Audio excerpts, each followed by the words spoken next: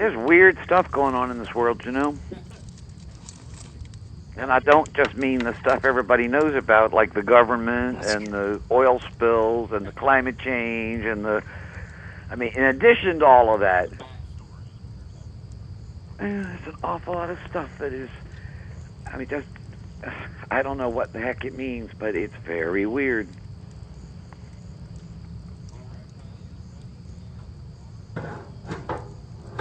Okay.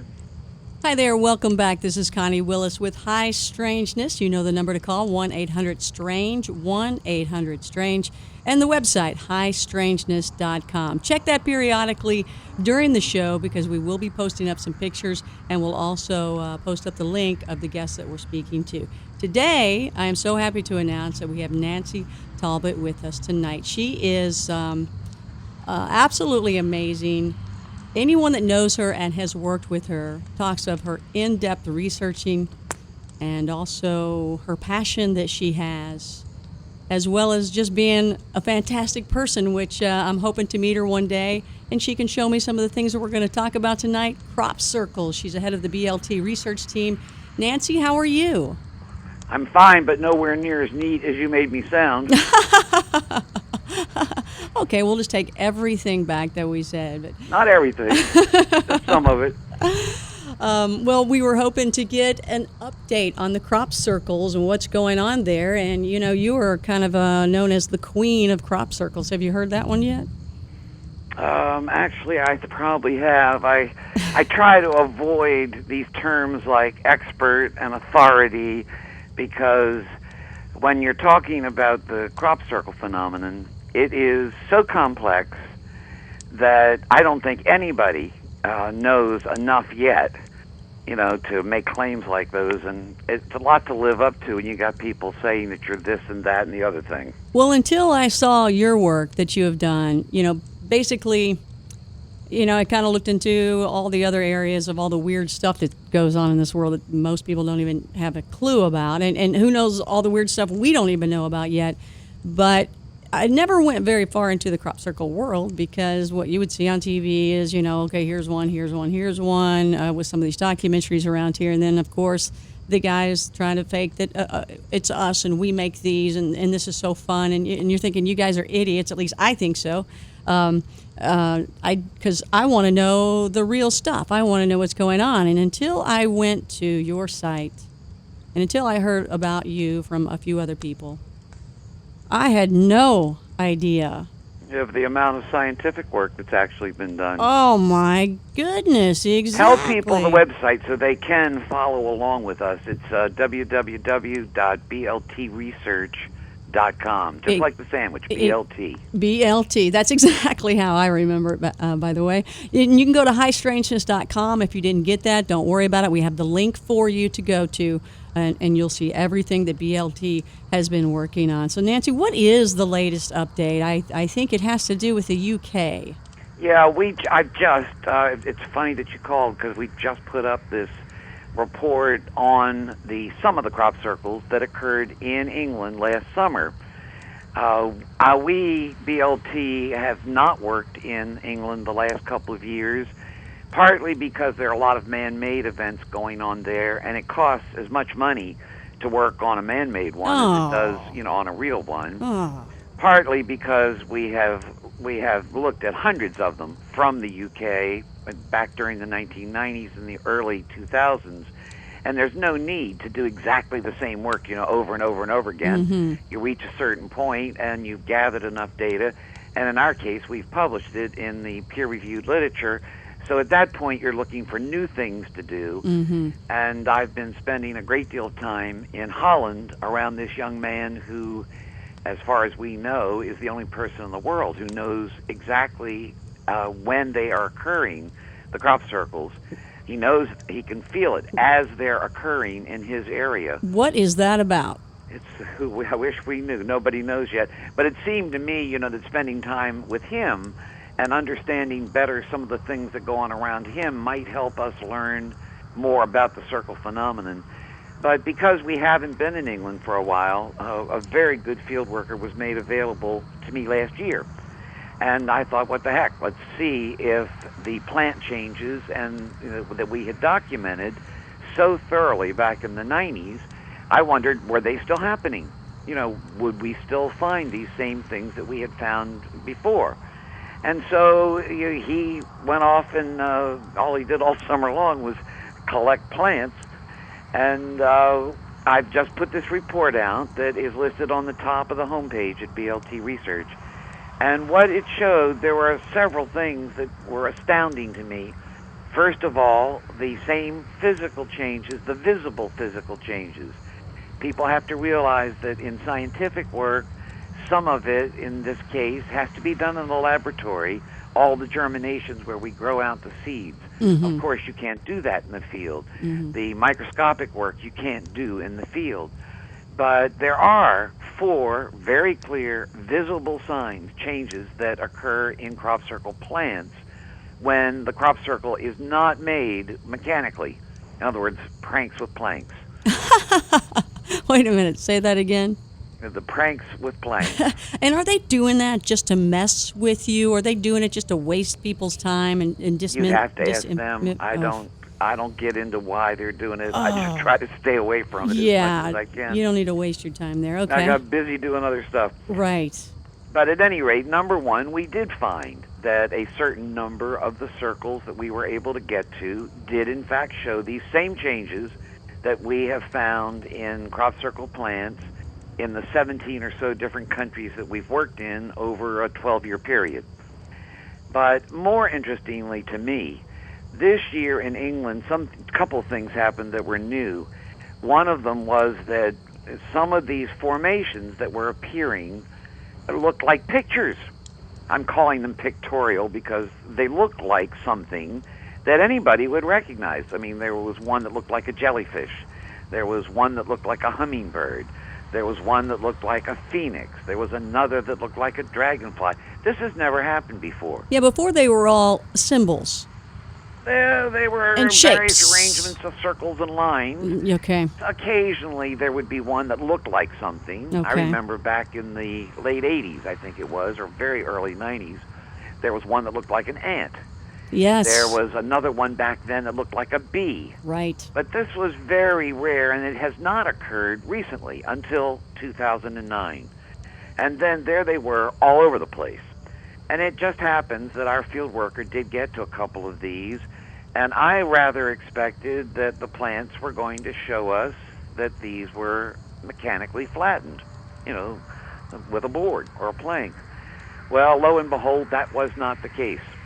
Some of the formations that looked very much like, in one case, a phoenix, the phoenix rising, in another case, the dragonfly, did in fact show this top node, apical node elongation, did show expulsion cavities, did show the kind of extreme bending that is associated when you find these events right away.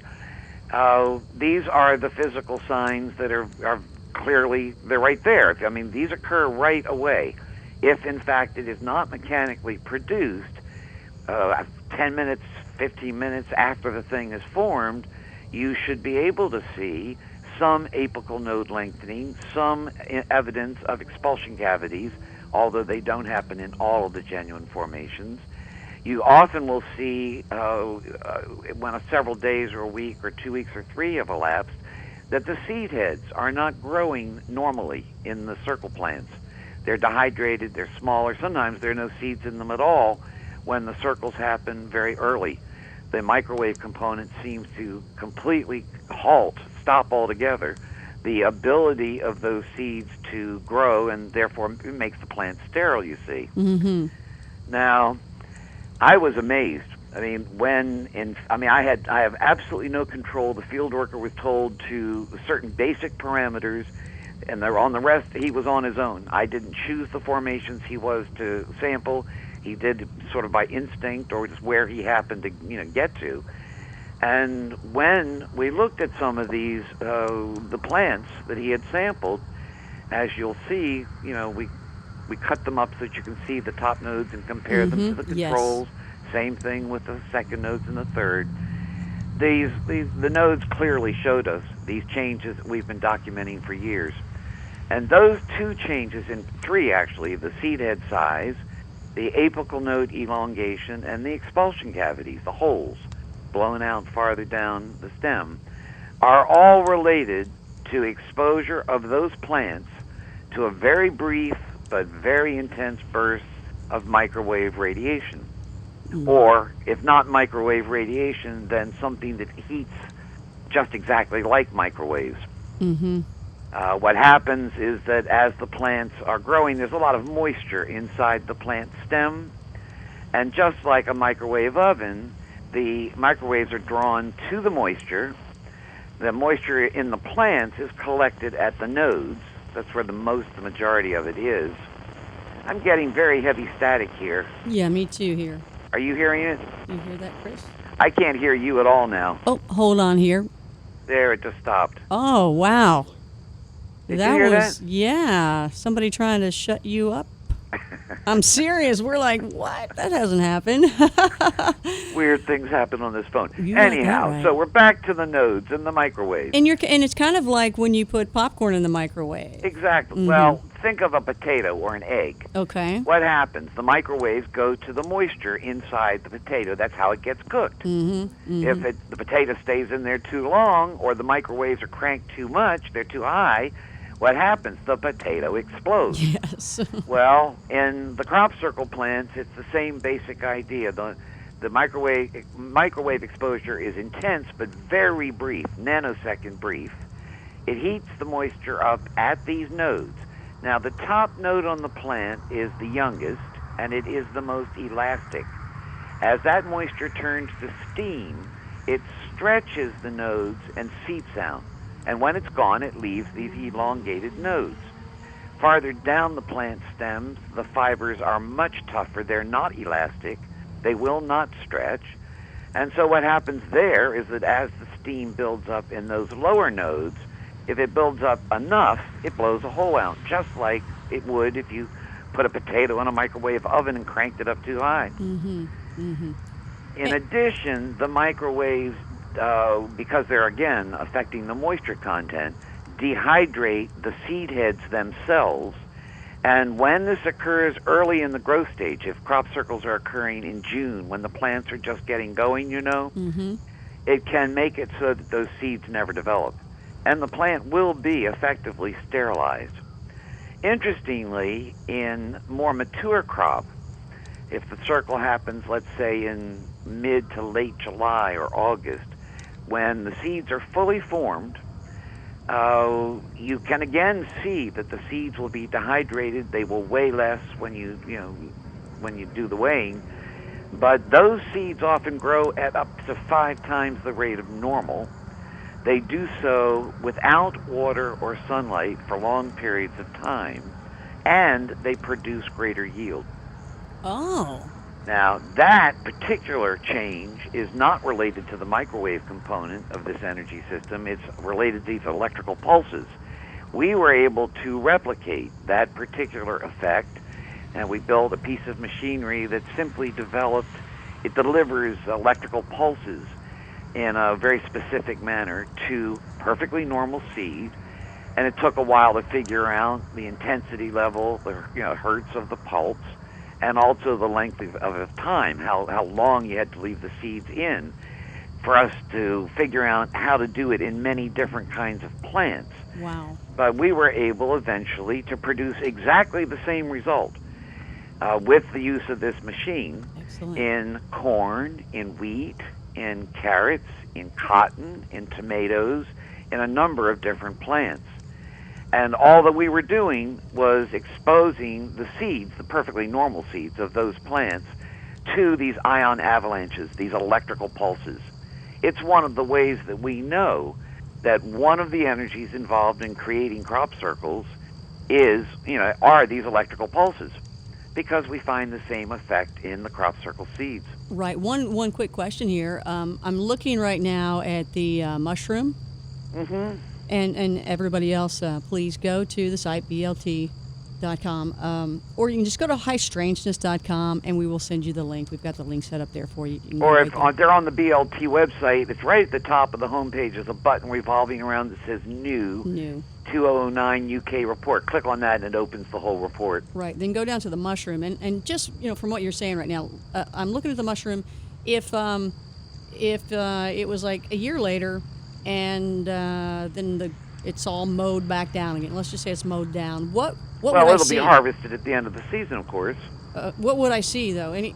Would anything be still dead or shape? Or? I mean, it's an interesting question because there are a variety of things which can occur the following year. It hasn't been followed up enough. There's a great deal more work to be done, Sure. and this is one of the areas in which it needs to be done. But at the end of the season, the farmer will harvest the entire field, of course. If people have not walked in these things, you can harvest the flattened crop. It's not so tight to the ground that you can't harvest it. If people have walked in it, of course, that part's gone. Right. But at any rate, they harvest and then they till the field, just as they always do, and reseed it with whatever they're going to grow the next year. Now, sometimes, a certain percentage of the time, and I don't know exactly what percentage, where the crop circle was the year before, nothing will grow. Sometimes for several years afterward, nothing will grow.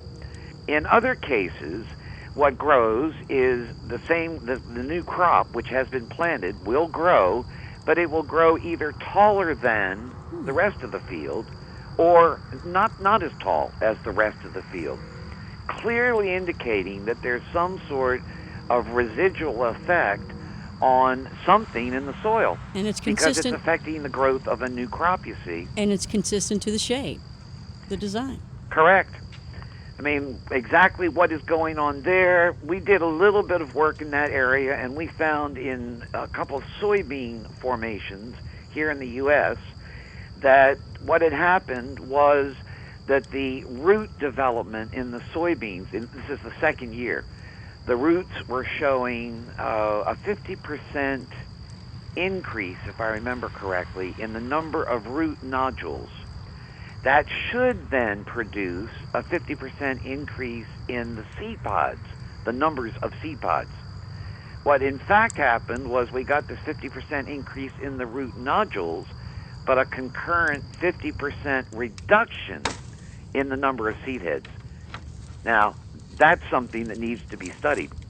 If something like this occurred all over the fields in which we grow our food, we'd be in deep shit doo-doo very quick. Because if you're suddenly losing half of your product, Sure. You've got a problem. Right. The same thing is with if, in fact, the crop circle situation, whatever is doing it, occurred in all the fields around the world simultaneously when the crop was young, before the seeds were formed, you'd get massive sterilization of everything that was hid. I mean, if you like to eat, this could be a problem. And what about in the non-agricultural areas? I don't understand the question. Well, when you guys are recognizing this and it either yields or doesn't yield, what about in the areas where, like in the wild meadows or something like that? Well, we did not do, our work encompassed primarily cereal seeds. Okay. Meaning wheat, oats, barley, and rye. We also worked on a number of different formations that occurred in vegetables, and also, interestingly, in maize, corn, what we call corn. The Brits call all of these products corn, so I have to distinguish by saying it's maize, which is the correct term. Right. But we did work on a few that had occurred in grasses, and found, to the extent that you can, many of the grasses don't have the same node structure, you see. Mm-hmm. They're not built the same way. And with a limited amount of money, this is less than $500,000 was spent to accomplish the work that's been done so far. You really have to focus your attention in the beginning phases of this sort of work. Rather repetitively, you have to keep going back and trying to replicate whatever it was you've just done. And you can't examine everything. There just isn't enough money or time with a certain degree of financing to accomplish all of that. But crop circles do occur in grasses. They occur in reeds. They occur in all kinds of vegetables. I saw one happen personally in string beans, and watched as these brilliant tubes of light came screaming down from the sky, wham, right in front of my face, scared the dickens out of me. And there was a brand new crop circle, and here are these. Wow. These were small. These were bush beans. Wow. That were maybe 2 feet tall at the time, loaded with string beans, I might add. Suddenly swirled down into this oval with a long pathway going off one side and a crossbar going across that, all in a matter of maybe 7 seconds. And you were there. Not only I, but so was this guy Robert that I work with in Holland. The two of us, with our eyes popping open, watching this. I've never seen anything like that in my life. From somewhere. I mean, we got a perfectly clear sky up above us, and I had been out in the field. In fact, both of us had been. We were working, trying to do some electromagnetic readings, some geo-electromagnetic readings on the fields where the crop circles had been occurring that summer. Mm-hmm. And I was lugging around this very heavy equipment and climbing up over barbed wire fences, and I'm getting a bit old for this kind of stuff. And yeah, he should have been holding that for you. Yeah, it wasn't that much fun. But I was pretty annoyed because we'd been doing this for weeks, and we had found no variation at all, except when we were standing underneath high-tension lines, which, of course, you'd expect to see it there. Sure. So I was pretty disgusted, and Robert wanted to go back out in the fields that night and asked if we were going to, and because I was annoyed, I said no. I was sick and tired of the phenomenon and sick and tired of trying to understand it. Why couldn't it be more direct? And I marched upstairs to the bedroom that I was staying in, which happened to be at the back of his house, overlooking this farm field. And it has these huge floor-to-ceiling glass doors that open out onto a balcony, which I had wide open because it was so hot. And I got into my nightgown. I'm sitting in the bed, which is facing these floor-to-ceiling glass doors, and I was going to read it for a little bit before I went to sleep. He was still downstairs in the kitchen, and the kitchen windows face out in the same direction, out toward this field. And I heard all of a sudden the cattle in the barn down the road begin to bellow. And I know, because part of my work has been to interview the landowners, the farmers upon whose properties these things occur, I have been told hundreds of times about cattle, making these noises and clearly showing agitation around the time when a crop circle happens. And so I heard these cattle, and at the time, I didn't even know there were cattle down there. I'd never heard them before. And I thought, gee, I wonder if something's getting ready to happen. But I was tired, and I was still in this sort of pissy mood, so I went back to reading. And it was about 5 more minutes went by, and then the cattle started to really bawl. And I knew that something was up. And I started to swing myself, my legs down over the side of the bed, because I thought I'd better go and, stand in these windows, because something's getting ready to happen here. And before I could do anything, a tube of brilliant light, looked to be about 1.5 feet in diameter from where I was sitting, came screaming down from the sky, wham, as a perfect tube the whole way down, and lit up the outside like it was, daylight. I could see easily 1/2 mile across that field. And it also, for some reason, lit the bedroom up as if there were spotlights on it. I mean, I just like, whoa! And then it was gone. It lasted an instant or, a second or two, and it was gone. Unbelievable. Before I could collect myself, another one, wham! In exactly the same spot. And by this time, I had my legs over the side of the bed, and I started yelling for Robert. Well, he's downstairs. He's been watching the same thing, and he's yelling for me. And before either one of us could get to the windows, a third one of these tubes of light appeared, the whole thing taking no more than 6-7 seconds. And by that time, we got to the windows. We looked up. There was nothing in the sky, perfectly normal nighttime sky. No clouds. I think there were a few wispy clouds, but no heavy cloud cover. So Stars certainly up not there. lightning. Certainly not lightning. It was perfectly tubular the entire way down. you could clearly see a spiral rotation inside of it. And Robert and I didn't speak about that, but what we did was we went to the window, we looked up, there was nothing up there. Our yelling had waked up the rest of the family, so then we all went downstairs and we wanted to go look into this field because it's right behind his house. Right. And I was afraid to step out. I didn't want whatever that was coming down and hitting me. He's a little younger and he's a little bit braver, and he stepped down after a few seconds, and he didn't get zapped, so I thought, okay, what the heck. Grabbed a flashlight, and we went to the back of his little garden and shone the flashlight over into this field of string beans. And you could see the steam still coming off the circle. It was right there. Wow. Right over the edge of his property line. And he turned to me and said, that one was for you. And what he meant was, because he has been having experiences like this for years, before I knew him, and now, of course, they continue.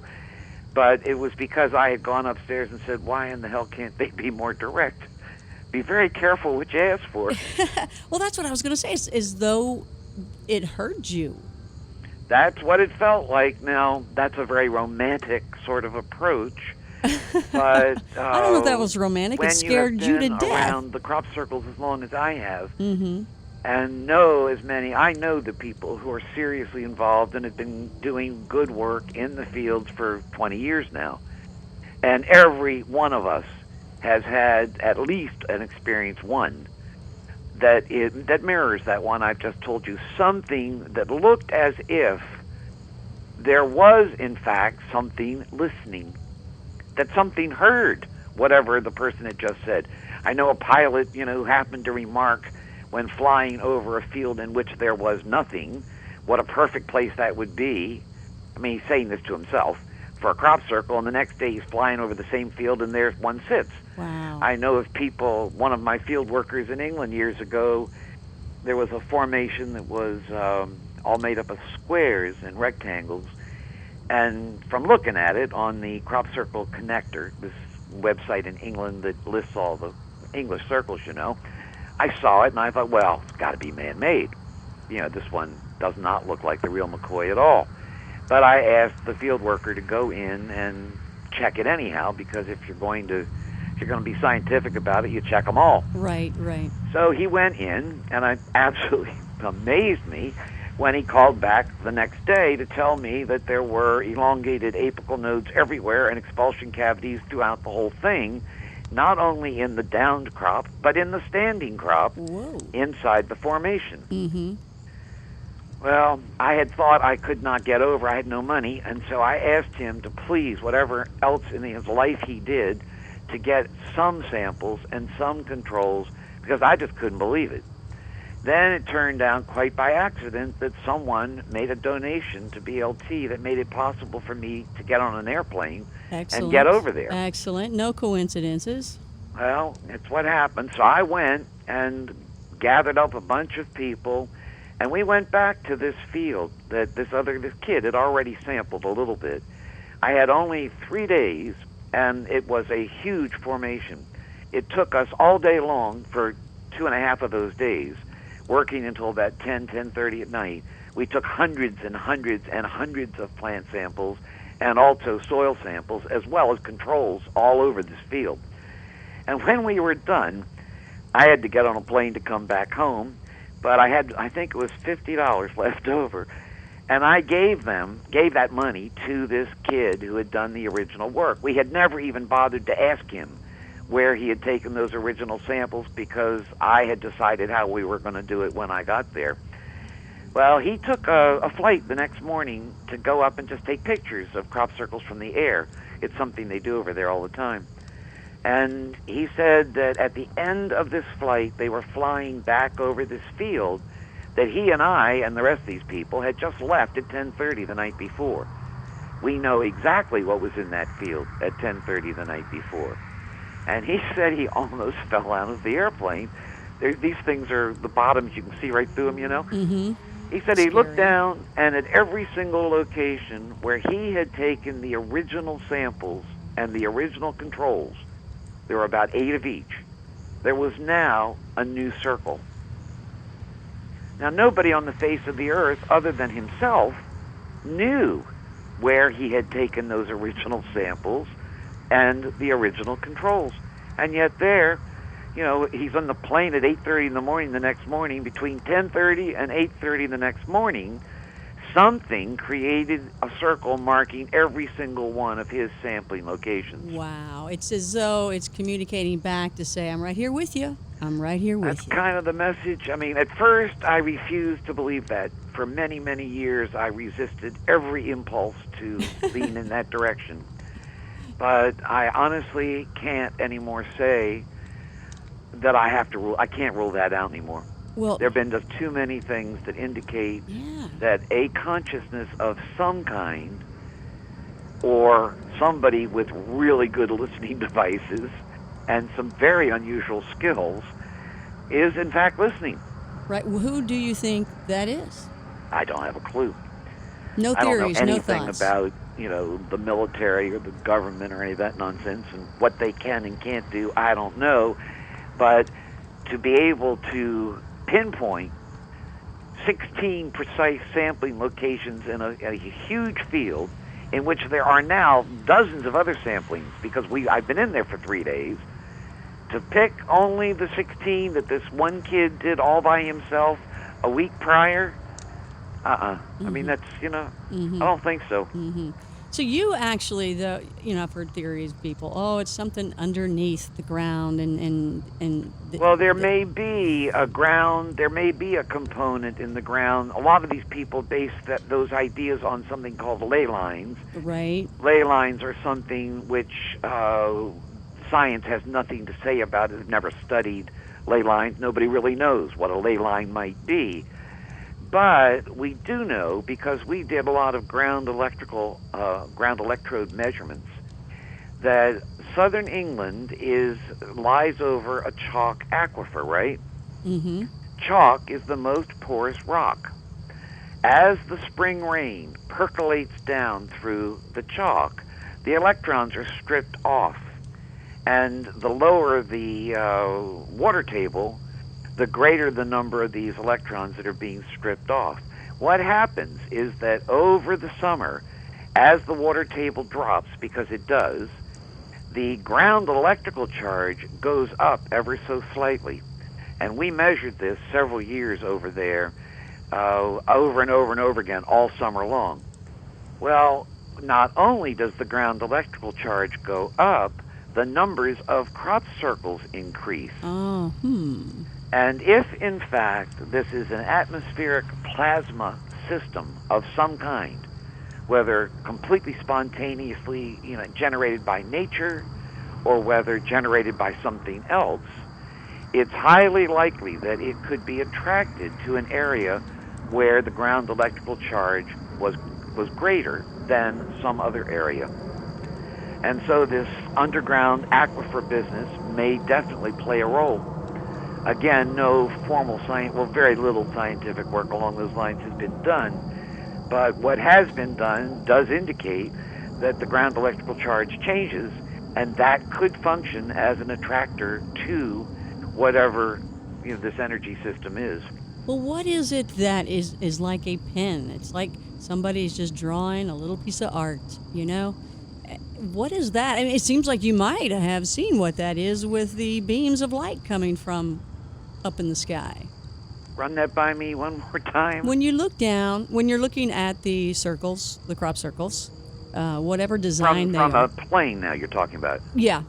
Okay. Yeah, I'm looking at the picture. So when you're looking at them, from above looking down, it's as though someone just had a pen and just drew something perfectly. So you've actually kind of seen like those beams of light. One thing you might find of interest along those lines is another fact which is not generally known, because so few people pay attention really to the scientific information. But this is a fact, and I find it fascinating. Let's say you have a crop circle made up of multiple circles, different sizes, but it's many circles, 5, 10, 15, whatever. And let's say also that this crop circle, like many, in fact most of them, has appeared on a slope. The land is not entirely flat.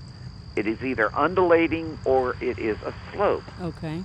What we have found when you go in and begin to measure these circles, if you photograph them from directly above, they look to be perfect circles. When you get on the ground and do Right. the actual measurements, you take 3 or 4 diameters on the ground. What you find is that on the ground they are in fact ellipses, Right. and that the degree of the ellipse will equal the degree of the slope of the hill. So. What that means is that the delivery system, the thing that made it, had to have been directly overhead. Exactly. What are they for? What is it about? What have you I don't know. theorized? That's why I'm studying it.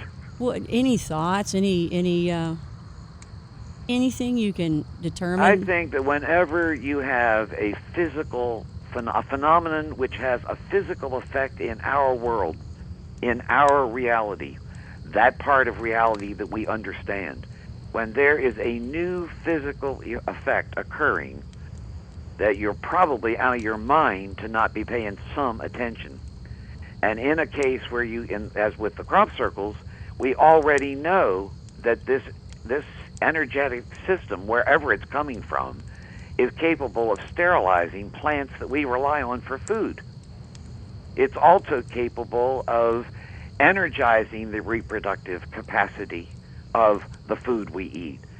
These facts alone should merit serious attention. Nobody yet has had the money to do, for instance, nutritional analyses. Is the nutritional state of these plants altered? Nobody knows. That seems to me something that needs to be done. I can think of dozens of experiments, things that need more information that could be gotten. From the straight scientific work, it's clear that something physical is happening that so far modern science can't explain. Nobody who has looked at the facts which have been published in peer-reviewed journals now, nobody has come up with any explanation any better than the hypothesis we offered, which was that an atmospheric plasma of some kind was involved. Now, we don't state that it is a spontaneously occurring natural plasma because we don't know that. We don't state that it's a generated and then delivered plasma because we don't know that. There's no way to tell that from looking at the end result. For that sort of information, you really have to look more into the situation that's going on around Robert Vandenbroek and people like him, the events that occur around that young man in conjunction with crop circles puts the whole phenomenon into a different realm, one that science is not set up to do very much with yet. It appears to involve consciousness. It appears to involve some type of consciousness external to, in this case, Robert. The science of consciousness is only just beginning. Yes. And since science, by and large, really only deals with physical reality, when you get to a connection with a consciousness, you've got your work cut out for you as to how you start there. I've been documenting the events around him very carefully because I think there is something there that's going to give us a clue as to learn more about what's going on with the circles. But it's going to take a lot more work with a lot of sophisticated and very talented people, I think, if we are going to understand this. We'll see in the pictures of him and the pictures you guys took, it looks like extraterrestrial from some of those shots of the UFOs. Interdimensional. He is not particularly, has never thought that the standard commonly referred to, ET, UFO type thing is what's going on. And I have personally also had that opinion that it had nothing to do with all of that, although I've had to modify that position a little bit lately. But he seems to feel that this is consciousness, some form of sentient being that is not an ET, but it's some sort of interdimensional reality. and that he is actually functioning. He's called a medium in Holland now. He's quite well known as being a medium, and he thinks that it is using him to demonstrate its existence. Simply that fact, to get that fact across in a way that is very consistent. I've been with Robert now for 10, 11, 12 years, every single summer, and what I've seen, what I've observed firsthand, I mean, with my camera, with me standing right there, I can see what's happening. I mean, there is no normal explanation. You know, he's not faking anything. He doesn't have a computer, could care less about computers.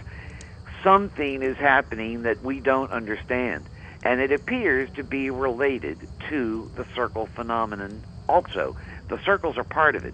Well, didn't I see some pictures with what looked like UFOs? Oh, yeah. And saucer shapes. So, I mean, that's where I got it. Seems extraterrestrial.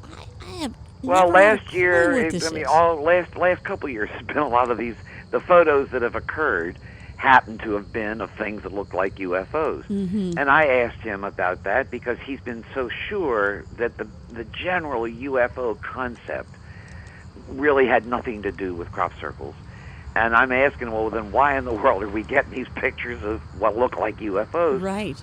And what he said, and in that particular report, for your listeners, that report is on the Vandenbroek case page, Robert's homepage on the BLT site. And if you scroll down to the bottom, you will see a photograph, one of the photographs of a UFO. You click on that and it opens up the whole report. There are 5 parts to it. And he says that he thinks that the UFO image is being used because it is so commonly recognized as meaning other, not from here. Ah. That it's the image that is that alerts people to that, because it's something people now, 50 years ago this wasn't so, but now almost everybody has an idea of what a UFO looks like, right? Well, yes. And these pictures all look kind of like what people think UFOs look like. And interesting enough, then what you're saying now is the pictures of a heart. Well, that was just almost too much, that last thing. What? Tell me about that. Well, I've tried to. I mean, it would take forever, and I'm writing a book, and you read these reports, you'll see a lot of this stuff in there. There have been so many incidents now that seem to clearly indicate the presence of a consciousness of some kind that is deliberately, particularly when I'm with Robert, reflecting its presence back to us regularly. It happens every summer. It's communicating to you guys. It's taken quite a long time for me to get that into my head. It is communicating to you, yes. You know, it's very difficult to absorb it. Sure. But at any rate, last summer, those heart things, we had been out in these fields. There had been a wonderful formation in that particular field. And I was getting ready to come back home, and Robert and I did what we regularly do, which is we go to all these various fields where we hang out. And I was silently just saying thank you to whatever this thing is for, it's opened up my mind. My whole concept of reality now is a lot larger than it used to be. And I was basically just saying thank you privately to myself. And Robert suddenly said, the energy's here. Can I have your camera? He uses my camera when I'm there, and I keep my camera in a locked case. He has no access to it at all unless I hand it to him. And then I stand right with him while he uses it so I can clearly see what he is or isn't doing. And he told me that he felt the energy present and asked if he could use it, and I handed him the camera. And I was standing right with him. We're out in this pitch black dark field. I mean, it's late. There's not a light. You can't see a house. You can't see anything. I mean, this is as far away from anything as you can get in southern Holland. And all of a sudden, he starts taking the pictures, and the first 3 or 4 or 5 were black, which is what happens all the time now. Even though the flash is going off, the pictures are pitch black. There's nothing in them. And then all of a sudden, shot after shot after shot had those brilliant, huge hearts in them. I mean, I'm right there. There was nothing that I could see with my eyes. Robert saw nothing with his eyes, but we could clearly see these images on the camera. Oh, without a doubt. And I took, I don't know, 10 or 15, however many he took, and then he tends to take a bunch at once, and then we stopped and looked back through them, and of course saw the hearts. And I was stunned. I mean, I couldn't believe it. What in the heck did that mean? Well, we were getting ready to go, and he thought he'd take a few more, and he put the camera back up. Again, I'm standing right next to him watching, and he took, I guess, 4 more shots at the end there. Again, in each one of those shots, this great big heart appears, and in the middle of the hearts, there's a UFO. Now, I would never have noticed that on the LED screen myself, because the screen is kind of small. Mm-hmm. But Robert saw it right away. Yeah. And he said, look, there's a UFO there. And I just couldn't restrain. I said, what in the, what does that mean? What in the world does that mean? And he didn't miss a beat. He turned, he said, we come with love. Oh. Now, I don't know, I'm not the one taking the pictures, but I know the pictures aren't faked. I know he's not doing anything, since I've been watching him for 12 years at least, do this. Something is, in fact, happening that we don't understand, and in this particular case, it produced these fabulous, incredible hearts with a bloody UFO right in the middle of them. So I think your guess is as good as mine when it comes to, what does this mean? I couldn't believe when I saw those pictures. You see UFO pictures, you hear alien stories, you hear all this stuff, but what you've got going on is absolutely incredible. Doesn't even work for it. Who would have ever have thought it's hard to believe it when you're standing right there, believe me. Man, and you're not seeing anything, but in the pictures later you see this stuff, and you see a glow outside of the heart. I see the pictures right away. I mean, Robert tends, people don't realize this, about him, but he doesn't hold the camera up to his face. He holds it, he can feel this thing he calls an energy or a presence. Sometimes he will call it a spiritual presence, a cosmic presence. And wherever he feels that energy, he turns and, with the camera, say 2 feet, 3 feet out in front of his face. Does the feeling tug at him? Is it evil? Is it friendly? Is it loving? No. It just he turns the camera to face it wherever it is. In other words, it is in a specific location that he can feel. And as he turns toward it, he then will take. Usually, he'll take 5, 6, 7, 8, 9 photos right in a row. Click, click, click, click, click. Then he brings the camera down, and my head's right next to his, and we go scrolling back through them to see what happened, because you don't see anything with your eyes. You got to rub up the range of things that appear. I haven't finished writing about the things that occur on his camera. You have only seen the tip of the iceberg. Oh. And I've got reports coming out about some of the other things that are even more amazing than what you've seen already. We are looking forward to that here at High Strangeness. Hopefully, Nancy Talbott will bring those stories to us first, and maybe we can even be with her during some of those times. 1-800-STRANGE is the number to call if you'd like to talk to Nancy. She's here with us. Go to the highstrangeness.com website. You're going to see a link to her website, and you're going to see all these pictures she's been talking about. And when you see that heart, you're going to be totally amazed, and you're going to understand why she's reacting the way she does. We'll be right back. Connie Willis with High Strangeness. Wow, I know we could have talked all night long, Nancy. I cannot. Oh my gosh, I'm looking at the hearts as you're talking about. When I saw them, incredible, isn't it? Oh my goodness, You can imagine. Imagine yourself out there in that field, and I'm telling you, it's pitch black dark. There's nobody around. There are no farmhouses, no animals. There's nothing. Just you and Robert. Oh, and then this kind of stuff happens. And the first couple, maybe 6, 7 years this was going on, I was like. I was like, I knew it was real because I was watching it, but I just couldn't get my head around it. But these last couple of years, you're lying at this point if you deny it. It is Yes. real. Yeah. I don't know what it is, and I don't know what it means. I can Wow. only tell you what Robert says. It is communicating with you, though. To see a heart, isn't it great that there's a heart and not like a skull and crossbones? Well, I wouldn't mess around with anything that I felt was the other way.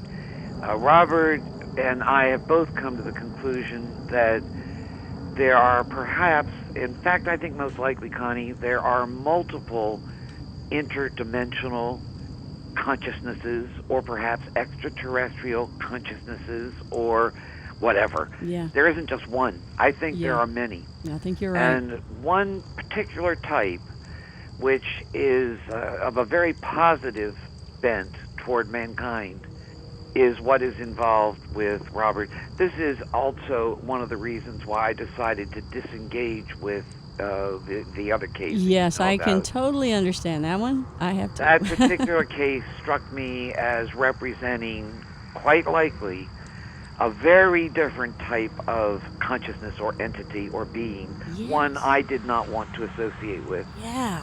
In Robert's situation, I've never been afraid. Mm-hmm. We're out in the fields all the time, completely by ourselves. I mean, sometimes there are other people with us, but a lot of times we're alone.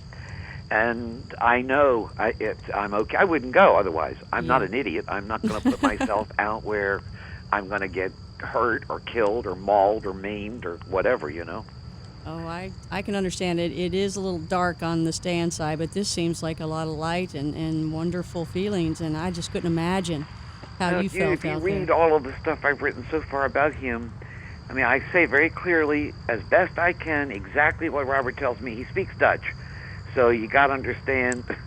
I mean, we have a pigden kind of way we communicate. He speaks a little bit of English, but I've gotten so I understand what he means, and he's gotten so he understands what I mean. And I do my very best to put his answers to these questions, because I'm reporting this. I'm not claiming to understand it. Right. And you don't understand it. I don't. Well, thanks so much for doing this for us, and I'll let you know how it goes. goes. Some good. I hope so, too. I hope it does us all some good. And please keep my number, and I'd love to be able to